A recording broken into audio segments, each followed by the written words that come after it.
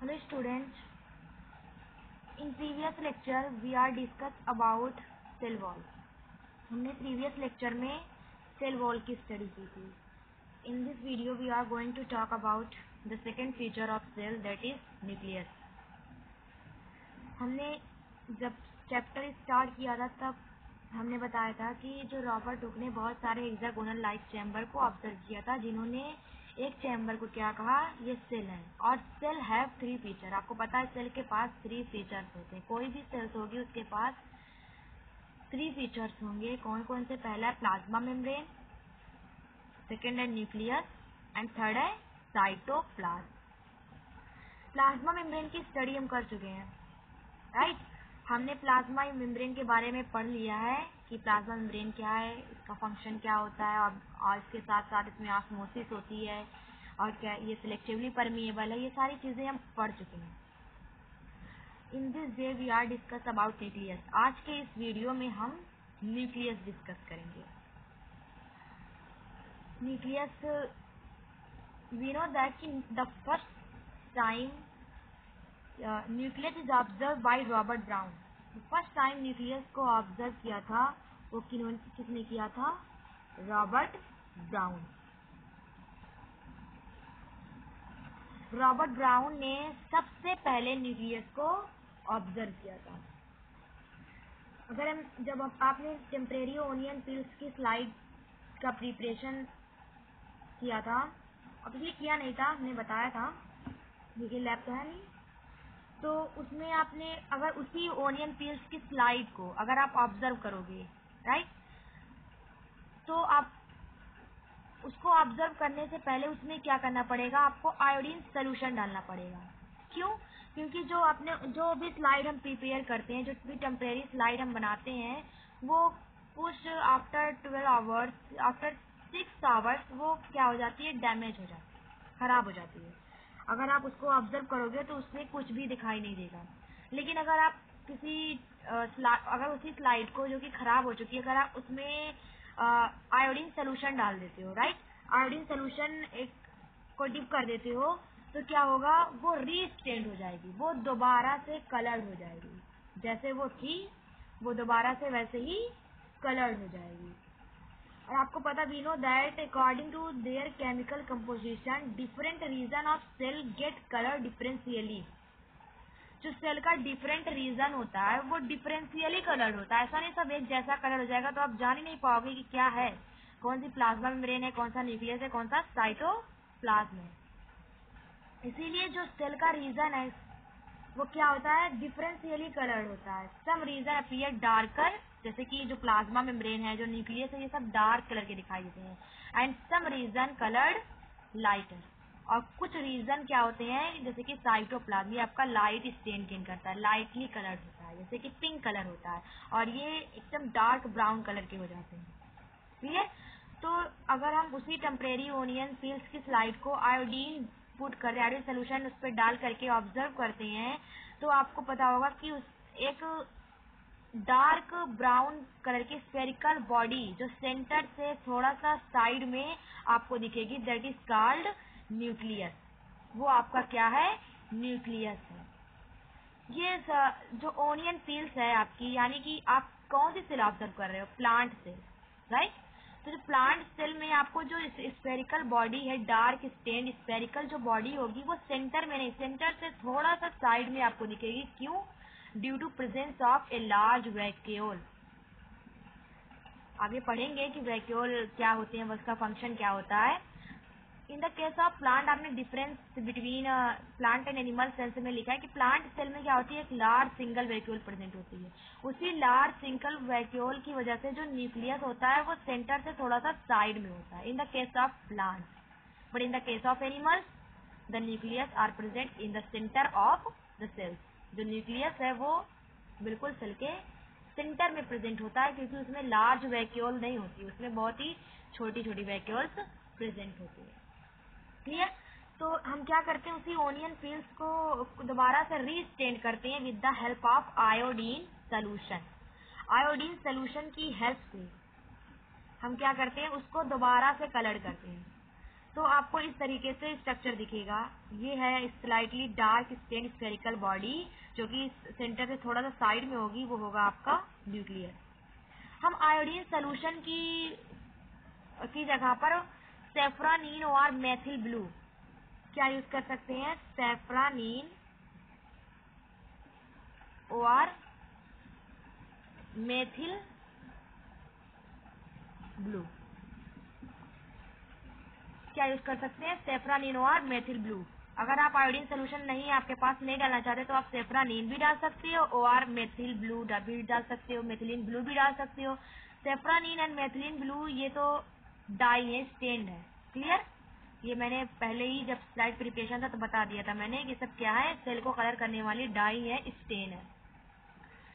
सिर्फ प्लांट ही सेल में नहीं, हम सेल को ऑब्जर्व कर सकते हैं, एनिमल सेल को भी ऑब्जर्व कर सकते हैं। हाउ?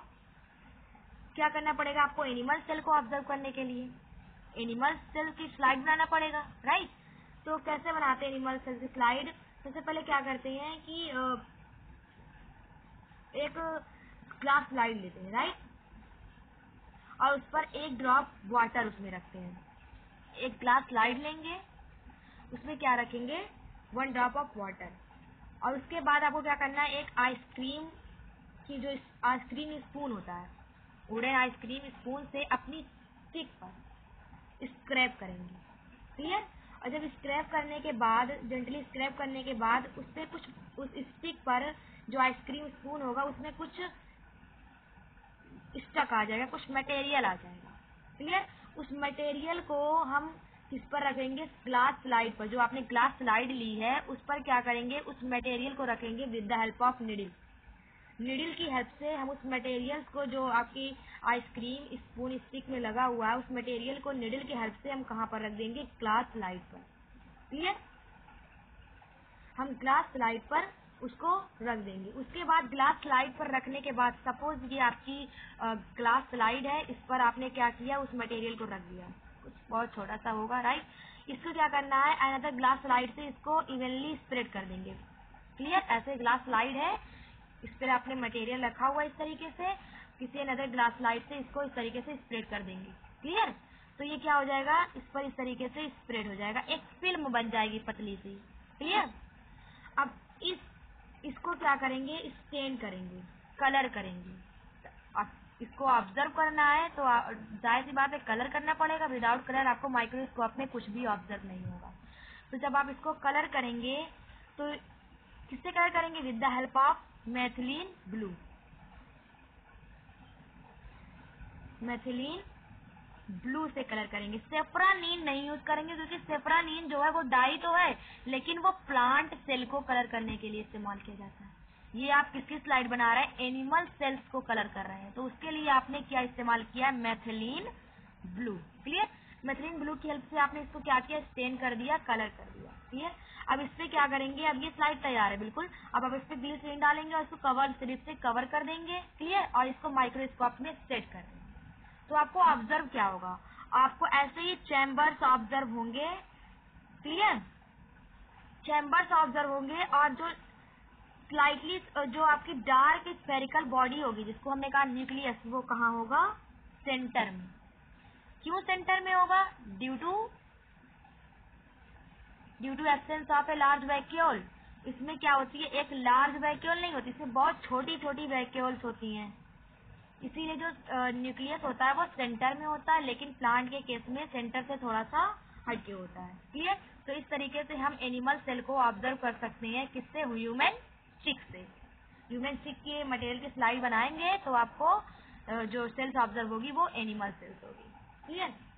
तो the nucleus, first time nucleus was observe by Robert brown. जो रॉबर्ट ब्राउन ने फर्स्ट टाइम न्यूक्लियस को ऑब्जर्व किया था। न्यूक्लियस क्या है? किसी भी सेल के सेंटर की स्फेरिकल डार्क स्टेन बॉडी है जो कि सेंटर में होती है। In the case of plant ये स्लाइटली सेंटर से हटकर होती है due to presence of large vacuole. तो the nucleus has 4 feature. Nucleus के पास 4 फीचर होते हैं। फर्स्ट है न्यूक्लियर एनवेलप और न्यूक्लियर मेम्ब्रेन। सेकंड है न्यूक्लियोलस, थर्ड है न्यूक्लियोप्लास्ट एंड फोर्थ है आपका chromatin. Clear? The nucleus has double layered covering. जो न्यूक्लियस है उसके पास क्या है, डबल लेयर्ड कवरिंग है, यानी सिंगल लेयर से नहीं, जो आपका न्यूक्लियस है वो डबल लेयर से घिरा हुआ है। क्लियर? और इस लेयर को आप क्या कहते हैं, न्यूक्लियर मेम्ब्रेन और न्यूक्लियर एनवेलप। आप इसे न्यूक्लियर एनवेलप भी कहेंगे और न्यूक्लियर मेम्ब्रेन भी कहेंगे। तो the nucleus has a double layered covering called nuclear membrane, और दिस मेम्ब्रेन हैव पोर्स। जो न्यूक्लियर मेम्ब्रेन है उसमें क्या होते हैं, पोर्स मौजूद होते हैं, छोटे छोटे पोर्स मौजूद होते हैं, just like plasma membrane. Plasma membrane में भी आपके पोर्स मौजूद होते हैं, उसी तरीके से न्यूक्लियर मेम्ब्रेन में भी आपके पोर्स मौजूद होते हैं, which allow the transfer of material from inside the nucleus to its outside. इसी न्यूक्लियर पोर्स के थ्रू क्या होता है, सब्सटेंसेस का मूवमेंट होता है inside the nucleus and outside the nucleus, यानी कि cytoplasm and nucleus, nucleoplasm. Nucleus के अंदर का फ्लूइड मटेरियल न्यूक्लियोप्लाज्म और सेल के अंदर का फ्लूइड मटेरियल साइटोप्लाज्म। तो साइटोप्लाज्म और न्यूक्लियोप्लाज्म के बीच सब्सटेंसेस का ट्रांसफर है, मूवमेंट है। क्लियर? वो किसके थ्रू होता है, न्यूक्लियर पोर। क्लियर? न्यूक्लियस पोर के थ्रू क्या होता है, इसे बहुत सारे न्यूक्लियर मेम्ब्रेन में छोटे छोटे पोर्स होते हैं जिसके through substances in and outside of the nucleus move करते हैं। क्लियर? और इसी जो डबल लेयर्ड स्ट्रक्चर है, डबल लेयर्ड मेम्ब्रेन है न्यूक्लियर मेम्ब्रेन, इसकी इनर लेयर को कहते हैं inner nuclear membrane and outer layer is also called outer nuclear membrane. And the space present between inner and outer nuclear membrane, क्या, the space present between inner and outer nuclear membrane are called peri nuclear space. ये जो आपको space दिख रहा है inner and outer nuclear membrane के बीच में, जो ये आपको स्पेस दिख रहा है ये इतना, ये सब क्या है, ये पेरी न्यूक्लियर स्पेस है। क्लियर? और ये आपको जो ग्रीन कलर की डॉट्स दिख रही हैं, दैट इज फ्लूइड न्यूक्लियस, न्यूक्लियोप्लास्ट। ये न्यूक्लियस का फ्लूइड सब्सटेंसेस है। न्यूक्लियस के अंदर जो फ्लूइड सब्सटेंसेस फील्ड है उसको आप साइटोप्लाज्म नहीं कहेंगे। साइटो मीन्स होता है सेल, क्लियर, और प्लाज्मा मीन्स होता है फ्लूइड सब्सटेंसेस। तो इसे हम साइटोप्लाज्म नहीं कहेंगे क्योंकि ये सेल के अंदर नहीं है, ये कहाँ है, न्यूक्लियस के अंदर का जो फ्लूइड सब्सटेंसेस है वो आपका है न्यूक्लियोप्लाज्म। न्यूक्लियोप्लाज्म हो गया, राइट, और न्यूक्लियर एनवेलप हो गया। The nuclear covered with double membrane structure called nuclear membrane, the space present between inner and outer nuclear membrane called perinuclear space, right, and the fluid substances present inside the nucleus are called nucleoplast, and the nuclear membrane have many pores which allow the substances from in and outside of the nucleus. Clear? इसमें बहुत ज्यादा पोर होते हैं जिससे substances का movement होता है। अब आपको ये दिख रहा है, nucleus contains centrally located spherical body. Nucleus के पास क्या होती है, सेंटर में एक स्फेरिकल बॉडी होती है, राइट, एक स्फेरिकल बॉडी होती है। This body is called nucleolus. इस बॉडी को क्या कहते हैं, न्यूक्लियोलस कहते हैं। न्यूक्लियस के सेंटर में क्या होता है, एक स्फेरिकल बॉडी होती है जिसको हम क्या कहते हैं, न्यूक्लियोलस।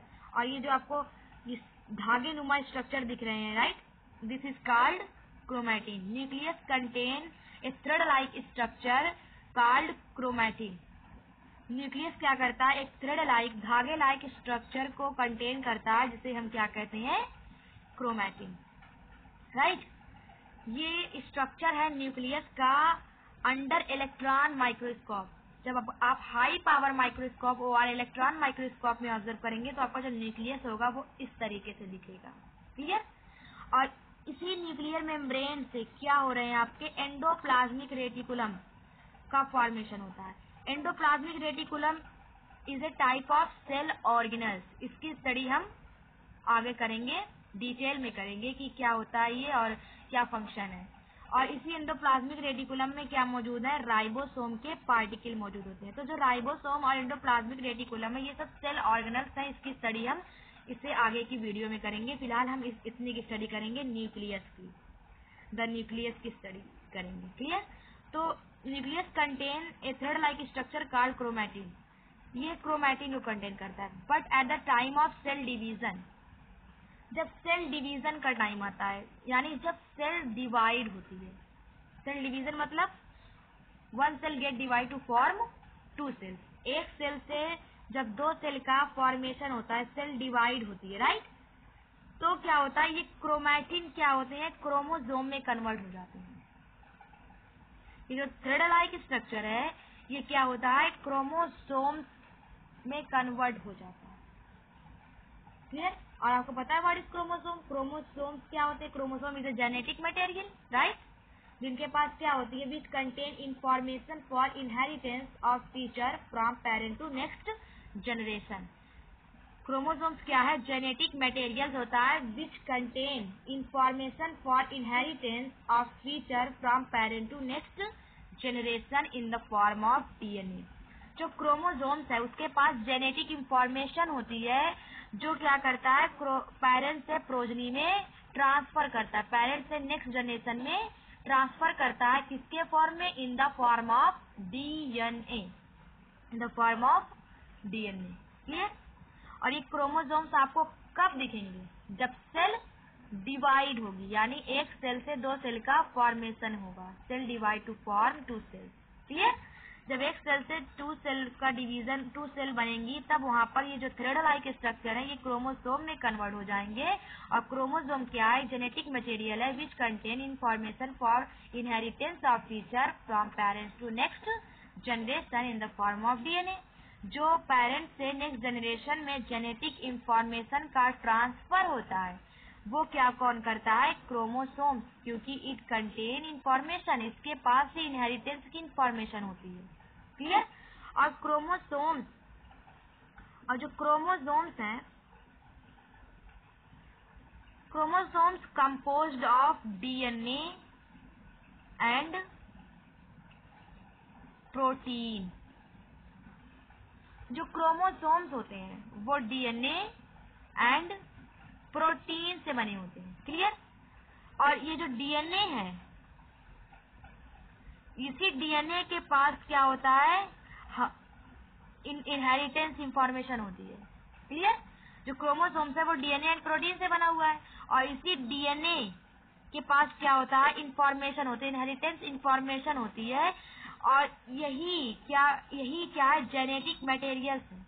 यही हमारा क्या है, जेनेटिक मटेरियल्स है। जब सपोज क्या होना है, एक सेल से दो सेल का फॉर्मेशन होना है। सपोज क्या है, हम मान लेते हैं ये क्या है, अमीबा है, राइट?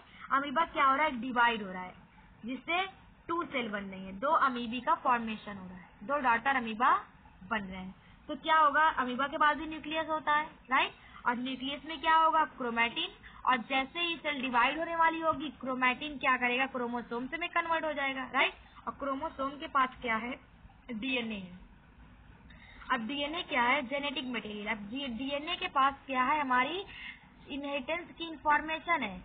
क्लियर? तो सबसे पहले क्या होगा, आपका क्रोमोसोम जब अपीयर होगा at the time of cell division, सबसे पहले क्या होगा, क्रोमोसोम दो इक्वल पार्ट में डिवाइड हो जाएगा। उसके बाद न्यूक्लियस टू इक्वल पार्ट में डिवाइड हो जाएगा। तब न्यूक्लियस के डिवाइड होने के बाद तब जाके एक अमीबा की सेल दो अमीबा की सेल में डिवाइड हो जाएगी। समझ आ रही बात? मतलब जो क्रोमोसोम्स हैं आपके, वो उनके पास इनहेरिटेंस की इंफॉर्मेशन होती है, और यही क्या करते हैं, पेरेंट से प्रोजनी में वो इंफॉर्मेशन को पहुंचाने का काम करते हैं। किस फॉर्म में? डीएनए के फॉर्म में। डीएनए क्या है, डीएनए हमारा जेनेटिक मटेरियल्स है। डीएनए का फुल फॉर्म होता है deoxyribonucleic acid. Clear? DNA मतलब deoxyribonucleic acid, DNA. Clear? तो ये डीएनए जो है, डीएनए क्रोमोसोम्स क्या करता है, हमारी जेनेटिक इंफॉर्मेशन को पेरेंट टू नेक्स्ट जनरेशन में पहुंचाता है। किस फॉर्म में? डीएनए के फॉर्म में। क्लियर? तो अब अगर आप डीएनए को डिफाइन करना चाहें कि व्हाट इज डीएनए, डीएनए क्या है, तो डीएनए क्या है, DNA is a genetic material, ये भी एक जेनेटिक मटेरियल है, क्लियर, विच कंटेन इंफॉर्मेशन नेसेसरी, इसके पास कुछ बहुत ही जरूरी इंफॉर्मेशन होती है, जैसे कि जब एक सेल से दो सेल बनेगी तो जो दो नई सेल बनेंगी उसका कंस्ट्रक्शन कैसा होगा, उसका ऑर्गेनाइजेशन कैसा होगा, राइट, वो कैसे दिखेंगी, कैसे बनेंगी, तो इन सब की जो इंफॉर्मेशन है वो कहाँ होती है, डीएनए में होती है। और क्रोमोसोम्स क्या करता है, पेरेंट से जनरेशन में इसी इंफॉर्मेशन को ट्रांसफर करता है, क्लियर, आप समझ में आ गया। तो इस तरीके से जो हमारे कैरेक्टर्स हैं, जैसे कि हमारे पास क्या कैरेक्टर है कि हमारे दो आंखें हैं, राइट, तो आप जब आपके नेक्स्ट जनरेशन आएगी तो उसकी भी दो आंखें होंगी, राइट, तो वो जो टू आईज एक कैरेक्टर है जो कि कहाँ पर मौजूद है, हमारे डीएनए पे मौजूद है, क्लियर। और डीएनए और ये हमारा क्रोमोसोम्स क्या है, डीएनए क्या पर है, क्रोमोसोम पर है, राइट, तो ये क्रोमोसोम क्या करेगा, ये जो कैरेक्टर है टू आईज का जो कैरेक्टर है, हमारी दो आंखें, ये कैरेक्टर क्या करेगा, हमारी नेक्स्ट जनरेशन में ट्रांसफर करेगा इन the form of DNA, clear. और जो डीएनए, इसी डीएनए पर क्या होते हैं, बहुत सारे छोटे छोटे फ्रेगमेंट मौजूद होते हैं। सपोज ये क्या है, आपका डीएनए है, राइट, तो इसी डीएनए पर बहुत छोटे छोटे क्या होते हैं, फ्रेगमेंट मौजूद होते हैं, समझ में आ रही है बहुत छोटे छोटे सेगमेंट होते हैं, क्लियर, फ्रेगमेंट होते हैं। तो जो फंक्शनल फ्रेगमेंट ऑफ डीएनए, जो डीएनए का फंक्शनल फ्रेगमेंट है, सेगमेंट है, फंक्शनल जो segment of DNA is called gene, जो डीएनए का फंक्शनल पार्ट है, फंक्शनल सेगमेंट है, वो क्या है, जीन, क्लियर, वो आपका क्या होता है, जीन। ये था आपका क्रोमैटिन। क्या पढ़ा आपने कि the nucleus are covered with nuclear membrane which is double layered in structure, the space present between inner and nuclear membrane are called perinuclear space, and the substances filled within a nucleus are called nucleoplasm, and the centrally located spherical body in a nucleus are called nucleolus, and the thread-like structure present in the nucleus is called chromatin. When cells are divided, the chromatin is converted into chromosomes. Chromosome contain the information of inheritance for feature from parents to next generation. ये क्या करता है, information को transfer करता है parents से generation में, किस फॉर्म में, इन the form of DNA. DNA क्या है, डीएनए का फुल फॉर्म है डीऑक्सीराइबोन्यूक्लिक एसिड। और डीएनए है क्या, DNA is a genetic material which contain the hereditary character. हमारे हेरिडेटरी कैरेक्टर मतलब हमारे पास टू आईज है, ये हमारा हेरिडेटरी कैरेक्टर है, ये हमारे नेक्स्ट जनरेशन में ट्रांसफर होगा। हमारे हाथों में 5 फिंगर्स है, ये हमारा हेरिडेटरी कैरेक्टर है, ये हमारे नेक्स्ट जनरेशन में ट्रांसफर होगा, ठीक है। कहते नहीं अगर किसी का रंग डल होता है तो ज्यादातर चांसेस होते हैं कि जो नेक्स्ट जनरेशन आएगी उसका भी कलर कैसा होगा, डल होगा, यानी सांवला होगा। क्यों, क्योंकि जो सांवला कलर है वो आपके डीएनए में मौजूद है, वो डीएनए में है, वो कलर वो आपकी नेक्स्ट जनरेशन में ट्रांसफर होगा। और ये देखा होगा ऐसे बहुत सारे केसेस हैं, क्लियर। तो इस तरीके से जो इंफॉर्मेशन होती है वो ट्रांसफर होती है पेरेंट टू प्रोजनी में। वो कौन ट्रांसफर करता है, क्रोमोसोम करता है, और किस फॉर्म में करता है, डीएनए के फॉर्म में। और डीएनए का जो फंक्शनल सेगमेंट होता है वो है आपका जीन, क्लियर। तो ये था न्यूक्लियस। तो फंक्शन ऑफ और न्यूक्लियस की डिस्कवरी रॉबर्ट ब्राउन ने की थी। तो फंक्शन ऑफ न्यूक्लियस, सब सेकेंड बात आती है कि न्यूक्लियस का फंक्शन क्या है। न्यूक्लियस कंट्रोल ऑल बायोलॉजिकल और metabolic activities and hereditary activities of the cell. Nucleus जो है वो ऑल बायोलॉजिकल और मेटाबॉलिक एक्टिविटी, जितनी भी सेल में एक्टिविटीज है, जैसे कि रिस्पायरेशन है, क्लियर, डाइजेशन, रिस्पायरेशन है, और सब बहुत सारी जितनी भी एक्टिविटीज होती हैं सेल में, एक्सचेंज होता है सबस्टांसेस का, या फिर जो रिस्पायरेशन होता है या फोटोसिंथेसिस प्रोसेस होती है, वो सब जो मेटाबॉलिक एक्टिविटीज हैं और बायोलॉजिकल एक्टिविटीज हैं, रिस्पायरेशन और क्या है आपकी रिस्पायरेशन एंड फोटोसिंथेसिस, ये सारी जो प्रोसेस हैं वो जो सेल में हो रही हैं उसको कौन कंट्रोल करता है? न्यूक्लियस करता है। इसके अलावा हेरिडेटरी एक्टिविटीज, यानी हमारे कैरेक्टर्स जो हमारे जनरेशन में जाएंगे, पेरेंट्स से जो नेक्स्ट जनरेशन में कैरेक्टर ट्रांसफर होंगे, उसको कौन कंट्रोल करता है? न्यूक्लियस, क्योंकि क्रोमोसोम्स कहाँ पर मौजूद है? न्यूक्लियस में मौजूद है। इसीलिए जो हमारे हेरिडेटरी कैरेक्टर है, जो हमारे कैरेक्टर्स हैं, जो नेक्स्ट जनरेशन में ट्रांसफर होने वाले कैरेक्टर्स हैं, that is called hereditary characters, उनको जो सेल का हेरिडेटरी कैरेक्टर जो कैसा होगा, ये सब कौन सा कंट्रोल करता है? न्यूक्लियस, क्योंकि न्यूक्लियस में ही क्या मौजूद होते हैं? क्रोमोसोम्स मौजूद होते हैं। क्लियर? ये था आपका न्यूक्लियस। एक बार इस लेक्चर को पढ़ने के बाद बुक जरूर खोलिएगा, और जितने भी चीजें आपको, जैसे कि डीएनए क्या है, क्रोमोसोम्स क्या होते हैं, और जीन क्या है, क्लियर, और इसकी डिस्कवरी किसने की, डीएनए का फुल फॉर्म किया, ये सारी चीजें अपनी प्रेयर नोट्स में लिख लीजिएगा with the help of lecture and books. Next video में हम इससे आगे की चीजों को कंटिन्यू करेंगे।